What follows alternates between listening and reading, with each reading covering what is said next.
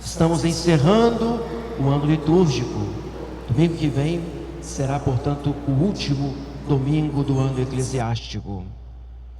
É sempre bom, quando vocês vêm aqui assistir a Santa Missa, se lembrar que esta primeira parte, até aqui, fica sempre no âmbito do mistério, tudo em latim, mas vocês podem ter o missal cotidiano em mãos e acompanhar o introito, a oração da coleta, a leitura da epístola, que o padre cantou em latim, e depois os salmos, gradual, aleluia, o canto do evangelho. Fica sempre acessível, para todos acompanharem a tradução. Mas apenas é a primeira parte da missa, até aqui, enquanto o padre lhes dirige umas palavras espirituais. É a antemissa, é a liturgia da palavra, Mas tudo isso é muito importante para nos prepararmos bem para a liturgia eucarística. Não é uma parte que a pessoa pode passar distraída, viajando no pensamento com outras realidades, preocupações, não. Pelo contrário, é um momento de recolhimento, de meditação, de silêncio. Nós escutamos a voz de Deus também no canto litúrgico. Mas tudo é para que a nossa alma vá se elevando, para finalmente chegar no apogeu desse encontro íntimo com Jesus na Eucaristia, quando nós poderemos receber a Santa Comunhão, Então o sacrifício ficará completo, porque primeiro a hóstia será oferecida, depois a hóstia se transformará no corpo e sangue de Cristo, e esta hóstia será consumida, Jesus será nosso alimento. Tenhamos esperança, Nós estamos aqui porque somos católicos, amamos a Deus, e o nosso coração se enche de consolação por recebermos tantas graças que nosso Senhor abundantemente derrama sobre a igreja através da sua liturgia. Mas sempre fica um dever de casa. Quando vocês voltarem hoje, peguem lá o Evangelho de São Mateus, capítulo 13. Aí vocês podem ler o capítulo inteiro, vocês vão ver as parábolas que Jesus conta. Por exemplo, a parábola de domingo passado, do trigo e do joio. E essas duas que eu narrei hoje também estão no capítulo 13, do grãozinho de mostarda e da massa que é fermentada. Em última análise, essas parábolas, elas falam do crescimento. Interessante que tem um pouco a ver com as festas que celebramos anteriormente, pelo menos providencialmente podemos aplicar. Há pouco tempo celebrávamos o grande dia de Cristo Rei, e logo em seguida a festa de todos os santos. Ou seja, os santos são aqueles que se submetem ao reinado de Cristo. E essas parábolas, elas falam do reino de Deus. O Papa Bento XVI, quando ele comenta a respeito do reino de Deus, ele fala que é exatamente a graça de Cristo Rei que cai no coração do santo. E essa graça não é ineficaz, muito pelo contrário, é uma graça que produz fruto, que faz, portanto, o cristão crescer, se desenvolver, amadurecer, produzir, de fato, frutos de santidade. Interessante que domingo passado, os apóstolos, quando ouviram a parábola do joio e do trigo, obviamente, quando tiveram conhecimento que é necessário que o reino de Deus esteja implantado no coração deles, eles ficaram um tanto preocupados. Será que nós somos joio? Será que nós somos trigo? Ou o que vai ser de nós no dia da separação? São João Crisóstomo, ele fala que aí nosso Senhor em seguida vai contar a parábola do grãozinho de mostarda para tranquilizar o coração dos apóstolos, para dizer que se eles forem abertos à graça de Deus, se eles permitirem que Cristo reine, portanto, que Ele, o Senhor, estabeleça no coração deles o triunfo da graça, eles podem ter essa esperança que os santos tiveram, de perseverarem até o fim para obterem de nosso Senhor a graça da recompensa eterna,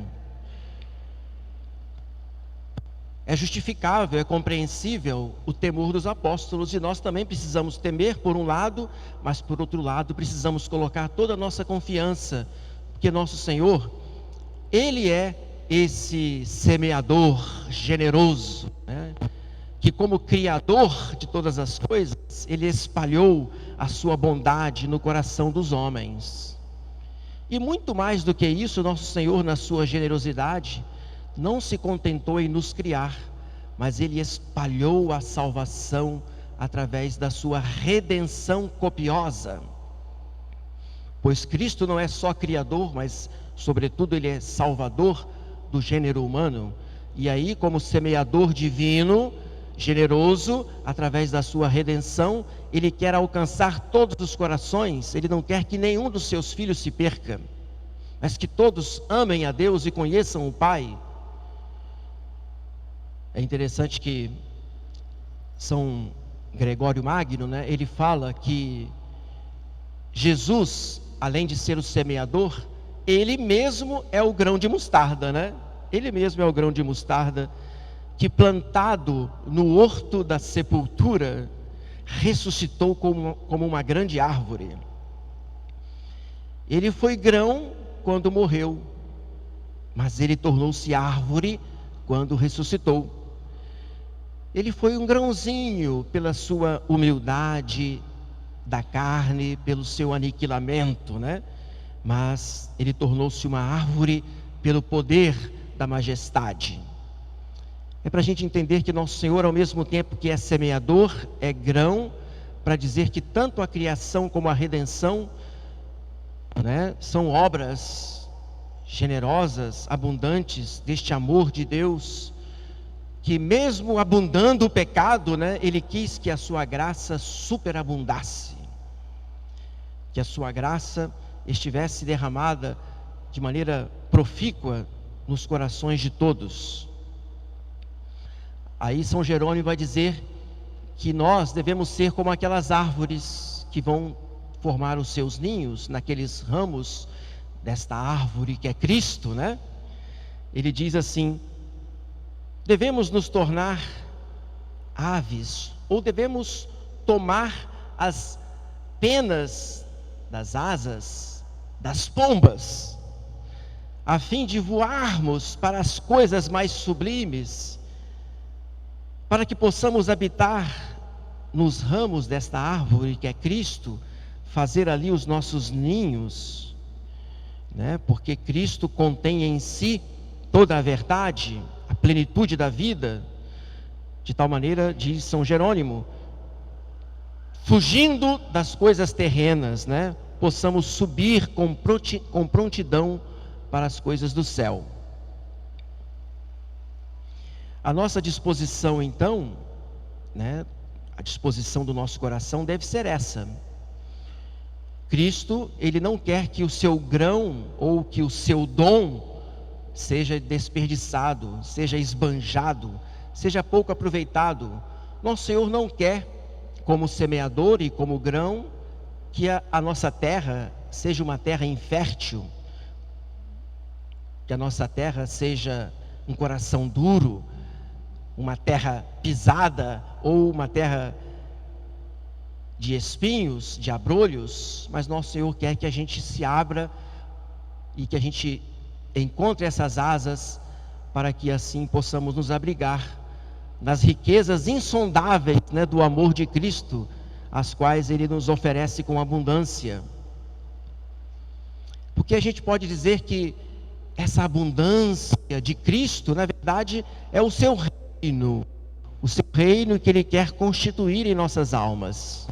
A gente poderia dizer que este reino de Deus pode ser, né, comparado também ao plano divino que o Pai tem desde toda a eternidade, que nós fôssemos imagens de seu próprio Filho Jesus Cristo.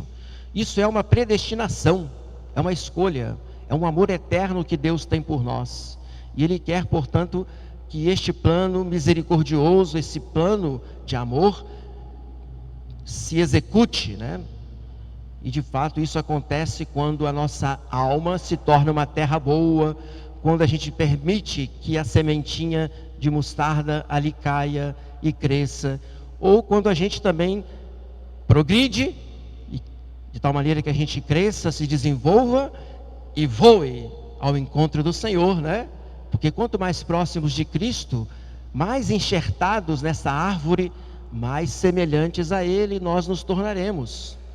E mais perfeitamente executaremos na nossa vida esse plano escondido de Deus Pai, o qual Ele pensou desde toda a eternidade, né? E nós estamos aqui hoje justamente para isso, para que este plano se execute, né? Depende, evidentemente, da disposição de cada um. A gente poderia comparar também esse reino de Deus com essa grande verdade espiritual que é a inabitação da Santíssima Trindade na nossa alma, né? É um pouco a semelhança também da parábola da massa, aonde se coloca 3 medidas, né?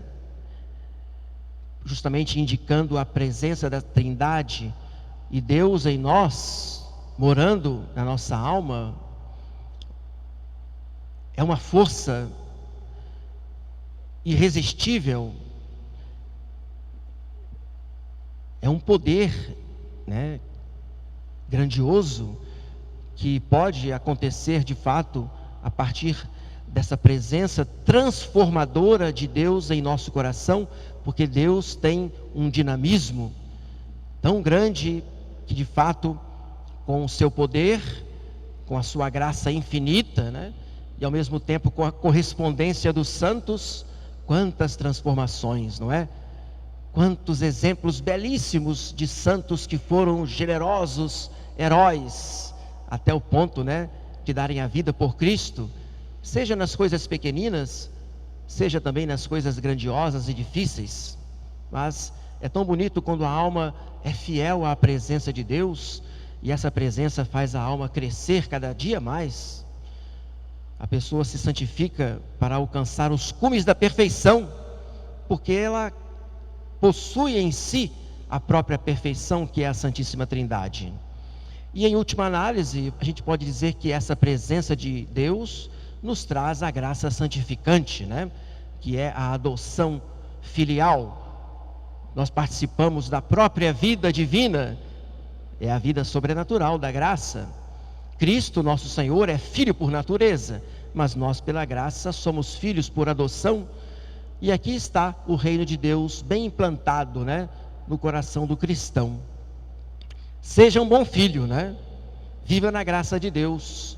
Participe, portanto, desta adoção divina e seja herdeiro dos santos na luz. Obviamente, nunca perca a graça de Deus, nunca expulse da sua alma a Santíssima Trindade e nunca desfigure a imagem de Cristo no seu coração. A gente pode ter uma certeza, né, de que isso não vai acontecer a partir do crescimento espiritual da nossa alma, que podem acontecer de 3 maneiras. Primeiro, o crescimento da graça através dos sacramentos, que por si só opera em nós, né, a nossa santificação, ex opere operato. Por exemplo, a comunhão que nós vamos fazer, obviamente, supondo que o cristão vai receber a Eucaristia tendo uma hora de jejum, né, estando na graça de Deus e tendo fé e devoção, ela poderá receber a comunhão com eficácia. E isso é uma certeza absoluta. A Eucaristia por si só, ela vai operar em nós o crescimento da graça. Mesmo que às vezes nós estejamos um tanto frios, passando por aquela aridez, sem nenhuma consolação, sem nenhum fervor sensível. No entanto, o crescimento espiritual não depende das nossas sensibilidades. Precisamos acreditar que Jesus em nós, então, pela comunhão, Ele vai operar esse crescimento. E em segundo lugar, é o crescimento na graça através da prática das virtudes, que aí vai produzindo na alma o aumento da graça através do merecimento sobrenatural. Ou seja, quanto mais boas obras você praticar, mais você cresce na fé, na esperança e na caridade. Claro, quanto mais prudente você for, quanto mais justo, quanto mais temperante, né? E quanto mais forte em todos os aspectos, quanto mais paciente, quanto mais humilde e quanto mais vigilância você exercer sobre você mesmo, tendo um domínio sobre as inclinações e, é claro, praticando as virtudes, até mesmo com heroicidade. E isso é uma vivência diária, é a convivência, é o trabalho, é a vida de família. A prática da virtude é algo que nos acompanha a todo momento e a cada instante, quando nós não sucumbimos, quando não cedemos às tentações e os apelos do mundo ou da carne, quando permanecemos firmes, claro que a graça de Deus aumenta, o merecimento vai ainda mais, né, aumentando. É uma verdade. Isso nós sabemos já e é bom a gente lembrar. Por isso a gente deve ter esperança e não desanimar. Mas finalmente, o crescimento na graça, ela pode se dar também pela oração. Porque pela oração existe uma forma impetratória de alcançarmos de Deus justamente esse crescimento, porque é óbvio que a graça, ela vem de Deus, e sem a oração nós não podemos obter essa graça. Nosso Senhor quis condicionar o aumento da graça em nós através da oração, por isso que Ele mandou que a gente pedisse, que a gente insistisse, que a gente batesse a porta, não é? Que a gente o tempo todo o chamasse, o procurássemos, né? Devemos fazer isso. E a oração é um sinal de que de fato a alma está na busca de Deus, né? Meus amados irmãos, vejam que se você então crescer na graça, pelos sacramentos, pela prática das virtudes, pela oração constante, a gente pode dizer que de alma crente você se tornará uma alma boa. De alma boa, você tornará uma alma piedosa. E depois você poderá se tornar uma alma fervorosa. E aí vai alcançar paulatinamente a perfeição até chegar à heroicidade dos santos. Precisamos acreditar, porque a santidade de fato é um chamado de Deus. Deus não nos pede o impossível. Como dizia Santo Agostinho, se eles conseguiram, por que não eu? Falando a respeito dos santos. Santo Agostinho, antes de ser batizado, ele teve um certo medo, uma certa insegurança.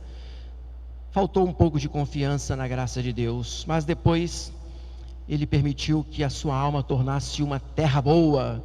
Ali caiu o grão de mostarda, cresceu, se desenvolveu, e este homem se configurou com Jesus Cristo de maneira plena.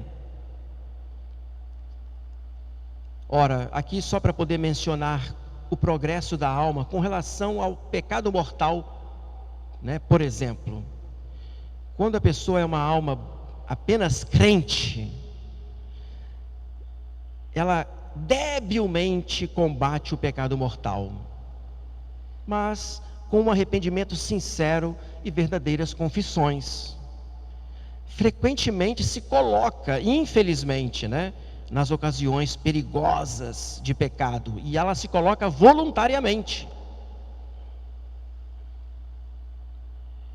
Agora, a alma boa, o pecado mortal é sinceramente combatido. Às vezes, porém, se coloca em ocasiões perigosas, seguidas de alguma queda, mas tem um arrependimento sincero e uma pronta confissão. A pessoa se confessa imediatamente, procura o padre o quanto antes, como o pároco lá da minha cidade, né? Quando adolescente aconselhava para os meninos: olha, se tiver alguma fraqueza, aonde você estiver, venha correndo para a igreja, eu estarei esperando vocês. Agora, quando se trata da alma piedosa, rarissimamente ela cai no pecado mortal. Ela tem um vivo arrependimento e ela toma precaução imediata para se evitar aquelas recaídas do passado. Mas as almas fervorosas nunca cometem um pecado grave. no máximo, algumas surpresas violentas e inesperadas. Nestes casos, o pecado mortal duvidoso, seguido por um arrependimento muito vivo, a pessoa vai, faz a confissão e toma medidas para fazer penitências reparadoras. Se eu fosse continuar, a gente poderia de fato identificar aqui uma alma perfeita. Mas eu poderia falar também do pecado venial, poderia falar das práticas de piedade, vida de oração, e mostrando para vocês o progresso, como que a alma de fato vai se desenvolvendo para poder atingir a perfeição. De fato, meus amados irmãos, se olharmos para nós mesmos, para a nossa indignidade, para o nosso nada, nós de fato duvidamos, não é? Mas acreditemos na força, no dinamismo que tem a graça de Deus. É um grãozinho pequeno que um dia caiu na nossa alma pelo batismo, mas que hoje tem se desenvolvido cada vez mais, e é a promessa, o propósito que eu faço nessa missa de hoje. Com todo entusiasmo, com toda boa vontade, eu vou tomar as penas das asas das pombas e vou voar ao encontro da sublime perfeição. Vou ao encontro de Cristo, para ali me aninhar junto às verdades do seu amor, para nunca mais me afastar dele, e ficando longe dos prazeres terrenos, eu terei a certeza de poder habitar um dia no céu.